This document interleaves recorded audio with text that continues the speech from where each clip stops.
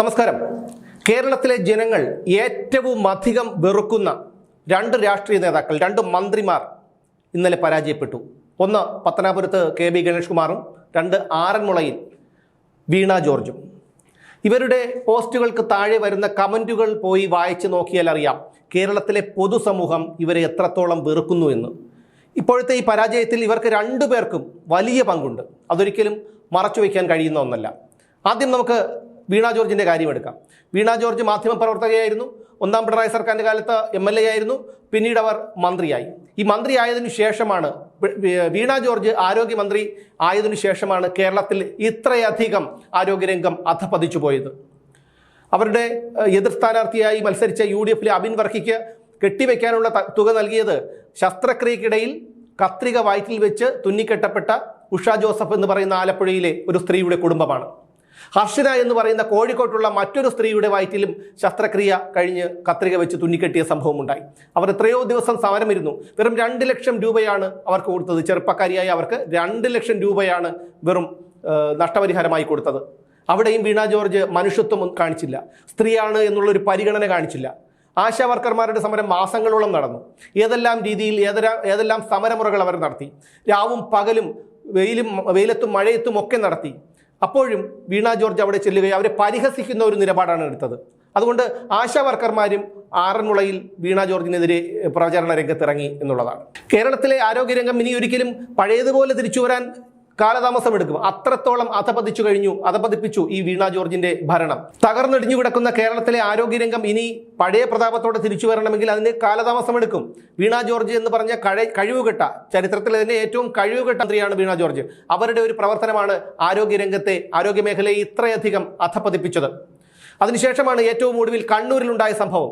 Kannur railway സ്റ്റേഷനിൽ വെച്ച് തന്നെ കരിങ്കൊടി കാണിച്ചു എന്നൊരൊറ്റ കുറ്റത്തിന് അവർ അഭിനയിച്ച ഒരു അഭിനയമൊക്കെ നമ്മൾ കണ്ടു ഞെട്ടിയതാണ്. അതിനെക്കുറിച്ച് കൂടുതൽ പറയുന്നില്ല. ആ ചെറുപ്പക്കാരെ, അവരുടെ അനുജന്മാരാവാൻ പ്രായമുള്ള ആ ചെറുപ്പക്കാരെയാണ് ഒരു മനുഷ്യത്വവും ഇല്ലാതെ കള്ള മൊഴി കൊടുത്ത് പോലീസ് പിടിച്ച് റിമാൻഡ് ചെയ്തിട്ടിരുന്നത്. ഇതെല്ലാം കേരളത്തിലെ ജനങ്ങൾ കണ്ടുകൊണ്ടിരിക്കുകയായിരുന്നു. വീണ ജോർജിനെ ഇത്തവണ മത്സരിപ്പിക്കാൻ ഒരുങ്ങുമ്പോൾ അവരുടെ ഭർത്താവ് തന്നെ രംഗത്ത് വന്നു, അവരെ മത്സരിപ്പിക്കരുത് എന്നാവശ്യപ്പെട്ടുകൊണ്ട്. പക്ഷേ എന്ത് കാരണം കൊണ്ടോ വീണ്ടും പാർട്ടി വീണ ജോർജിനെ അവിടെ മത്സരിപ്പിച്ചു. അതിൻ്റെ ഫലം എന്തായാലും അറിയുകയും ചെയ്തു. പിന്നെയുള്ളത് ഗണേഷ് കുമാർ. അഹങ്കാരത്തിന് കാലും കൈയും വെച്ച രൂപം, അഹങ്കാരത്തിൻ്റെ മൂർത്തിമത് ഭാവം. ഒരിക്കലും മാന്യമായോ വിനയത്തോടു കൂടിയോ ഗണേഷ് കുമാർ സംസാരിച്ചിരുന്നില്ല. അയാൾക്ക് എപ്പോഴും ധാർഷ്ട്യത്തിൻ്റെ, മാടമ്പിയുടെ ഭാഷയായിരുന്നു. ഇതെല്ലാം കേരളത്തിലെ ജനങ്ങൾ കണ്ടുകൊണ്ടിരുന്നതാണ്. കഴിഞ്ഞ ഏതാനും മാസങ്ങൾക്ക് മുൻപാണ് ആയൂരിൽ വെച്ച് ഒരു ബസ്സിനെ തടഞ്ഞു നിർത്തി ആ വെള്ളക്കുപ്പി, അതിൻ്റെ മുമ്പിൽ വെള്ളക്കുപ്പി കിടന്നു എന്നതിൻ്റെ പേരിൽ ആ ഡ്രൈവറെയും കണ്ടക്ടറെയും പരസ്യമായി അപമാനിച്ചത്. അന്ന് വലിയ വിമർശനം ഏറ്റുവാങ്ങേണ്ടി വന്നു. അതിനുശേഷം അയാളുടെ ഭാര്യ തന്നെ വന്ന് ഇയാൾ അവിഹിതം വീട്ടിൽ നടത്തുകയാണെന്ന് പറഞ്ഞ് ഒരു വിവാദമുണ്ടാക്കി. പക്ഷേ അത് കേരളത്തിലെ പൊതുസമൂഹത്തെ മുഴുവൻ ഭാര്യയും ഭർത്താവും ചേർന്ന് കബളിപ്പിക്കുകയായിരുന്നു എന്നുള്ള കാര്യം പിന്നീട് നമ്മൾക്ക് മനസ്സിലായി.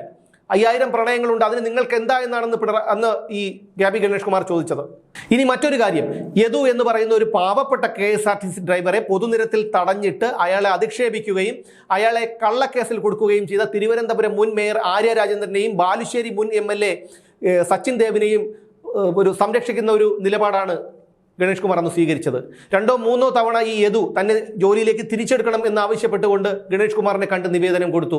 പക്ഷേ ഒരു നടപടിയും ഉണ്ടായില്ല. ഇതും കേരളത്തിലെ ജനങ്ങൾ കണ്ടുകൊണ്ടിരിക്കുകയായിരുന്നു. ഇന്നലെ ഫലമറിഞ്ഞതിനു ശേഷം പാർട്ടി ഓഫീസിൽ നിന്ന് പുറത്തു വരുന്ന ഗണേഷ് കുമാറിന്റെ മ്ലാനമായിട്ടുള്ള മുഖം നമ്മൾ കണ്ട് സന്തോഷിച്ചതാണ്. ഇത് മാടമ്പിത്തരം ഇന്നത്തെ കാലത്ത് നടക്കുന്ന ഒരു കാര്യമല്ല. ഗണേഷ് കുമാർ മാടമ്പിയാണെങ്കിൽ അത് ഗണേഷ് കുമാറിന്റെ കയ്യിലിരിക്കട്ടെ. പക്ഷേ ഇത്തരത്തിൽ പാവങ്ങളെ ഉപദ്രവിക്കുന്നത്, ഇത്തരത്തിൽ മറ്റുള്ളവരെ അപഹസിക്കുന്നതും ഒക്കെ ജനം കണ്ടുകൊണ്ടിരിക്കുകയാണ്. സുരേഷ് ഗോപിയെക്കുറിച്ച് എത്രയോ വർഷത്തെ പരിചയമാണ് ഗണേഷ് കുമാറിന് സുരേഷ് ഗോപിയോടുള്ളത്.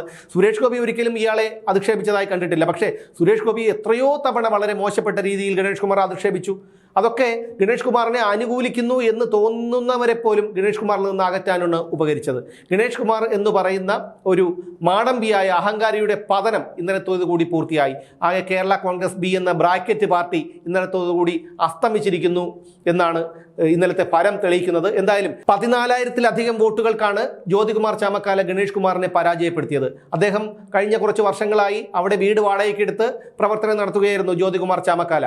ഉമ്മൻചാണ്ടി എന്ന ദൈവതുല്യനായ മനുഷ്യൻ ഇന്ന് ഭൂമിയിൽ ജീവിച്ചിരിപ്പില്ല. അതിൻ്റെ പ്രധാന കാരണക്കാരൻ ഈ പറയുന്ന ഗണേഷ് കുമാർ തന്നെയാണ്. അത് എല്ലാം നമുക്കറിയാവുന്ന ഒരു കാര്യമാണ്. എന്തായാലും കേരള കോൺഗ്രസ് ബി എന്ന ബ്രാക്കറ്റ് പാർട്ടി അസ്തമിക്കുന്ന കാഴ്ചയാണ് കണ്ടത്. പിന്നെ വീണ ജോർജിന്റെ അഹങ്കാരവും ധാർഷ്ട്യവും എല്ലാം ഇന്നലെ അവസാനിച്ചിരിക്കുന്നു. ഇനി എന്തായാലും തിരിച്ച് ഒരു മടങ്ങി വരവ് അവർക്ക് രാഷ്ട്രീയത്തിലേക്കില്ല. അതുകൊണ്ട് തന്നെ പുതിയ തട്ടകം തേടി പോകാനാണ് സാധ്യത. എന്തായാലും അഭിനയ രംഗത്ത് തനിക്ക് വലിയൊരു ഭാവിയുണ്ടെന്ന് കണ്ണൂരിലെ സംഭവത്തോടു കൂടി വീണ ജോർജ് തെളിയിച്ചിട്ടുള്ളതാണ്.